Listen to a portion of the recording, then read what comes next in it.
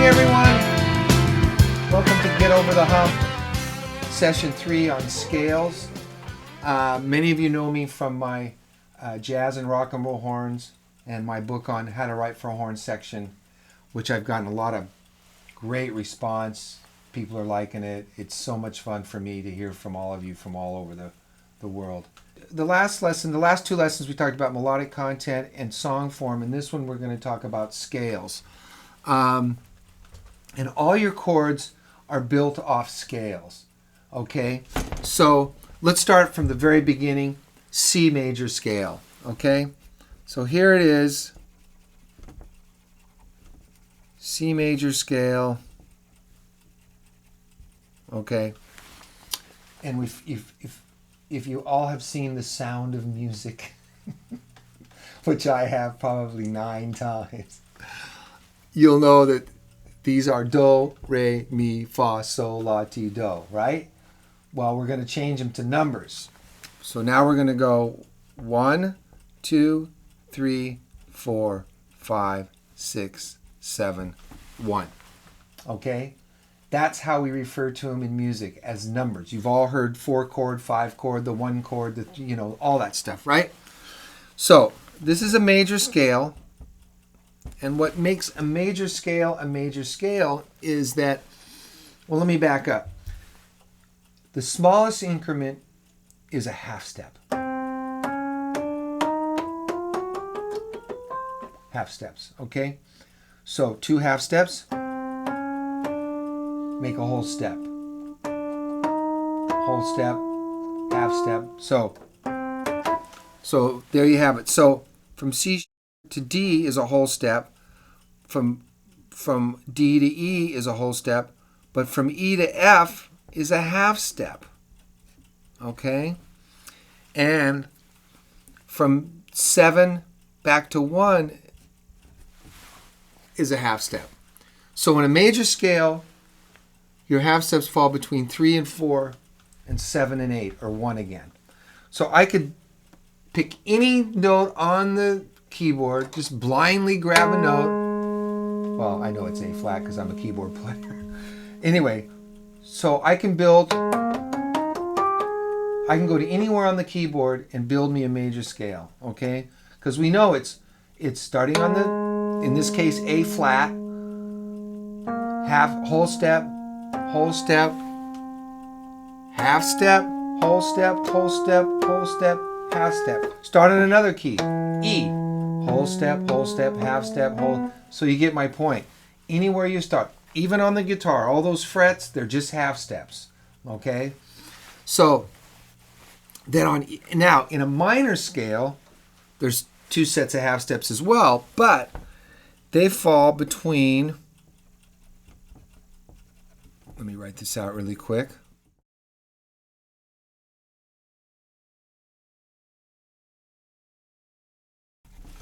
In a minor scale, this one's minor,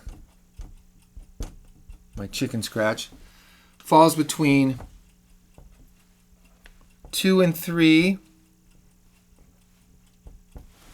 2 and 3, and 5 and 6. Whole step, half step, whole step, half step, whole step, whole step. Okay? Major scale. See?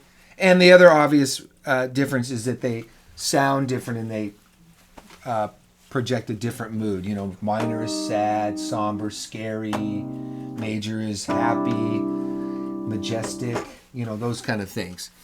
So those are the 2 you're going to be dealing with. There's the blues scale, the pentatonic scale. There's some exotic jazz scales out there. Half diminished scale, that kind of thing. But for now, we're going to concern ourselves with major and minor. And the importance of knowing this, understanding this, is that all chords are built off the scale. So you've heard of the expression, the 1 chord, go to the 1, right? Well, the 1 chord is built off the 1 of the scale. Okay? Triads, or you can add a 4th note, but for now we'll stick to a triad, which is a 3-note chord. So it's built off the 1.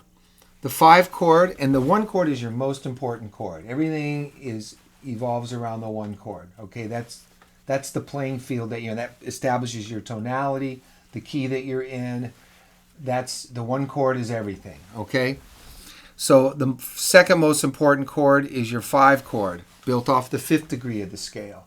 Okay, 5 1. 1 1 1 5 1 5 1. Okay, now the third most important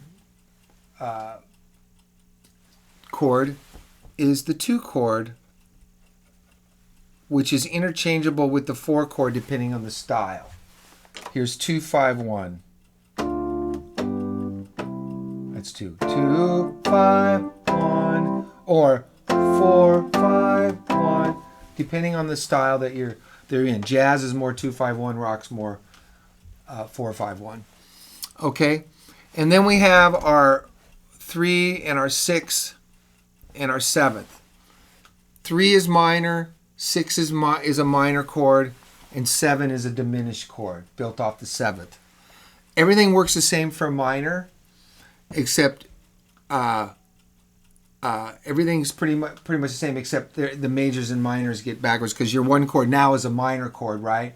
Your 5 chord is still a dominant chord in minor, and your 2 chord is a minor chord, but it has a flat 5 to accommodate that in C, that A flat that pops up. That's a little more, getting a little ahead of myself, but that's how that works. So the point I want to leave you with is that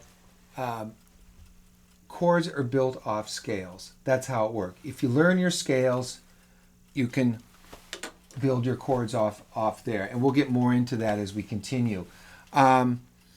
What I'd like you to do is, there's 12 keys, right?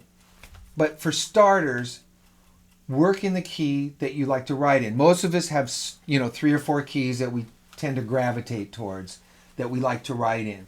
So write in those those keys. Like if you write in C, D, A a lot, go do the major scale. So just go start on C, okay? What's a whole step up? 2 halves, half. So my second note there is D. Is D right there. Half step, D sharp, E. There's my other one. From E to F is a half step. From F to G, from E to F is a half step. Oh! There's the A timer. This is an analog A timer. It's got a spring in it and everything. My old one was a digital, but I like this one because it's red and shaped like an egg. Anyway, so 3 to 4 is a half, and just continue up. 4 to 5 is a whole. Continue up. If let's say you like to write in the key of A a lot, start on your A and work your way up those scales. Do the same thing in minor, and then try to build a triad off. Really kind of learn what you're looking at. Notice the shape of the scale. Like A has a particular shape on piano, as well on guitar. It's in a certain spot on guitar. Learn what those notes are on your guitar. Learn the fretboard. Okay, same with piano. Okay, so anyway, the chapters in the book are in the new ebook called Get Over the Hump, a Songwriter's Toolkit, Melody and Harmony, Non-Fat.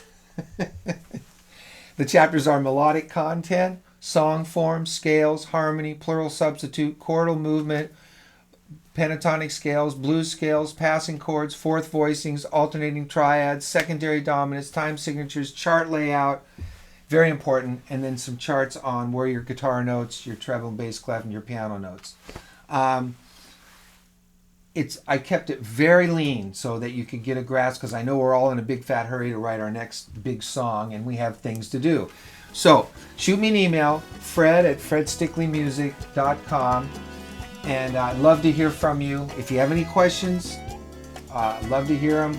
So this is important. You want to be a good songwriter. You want to feel good getting up in front of people. You want to feel good in front of your bandmates when you have a song you want to bring to rehearsal. And also, learning these techniques will help you. If somebody hires you to do something like a writer for hire, you need a bag of tricks to draw from. And, you know, inspiration, all that stuff only goes so far, believe me. You know, inspiration is like, I need it on Friday. So this will help you in that, okay? So till next time, thanks for stopping by.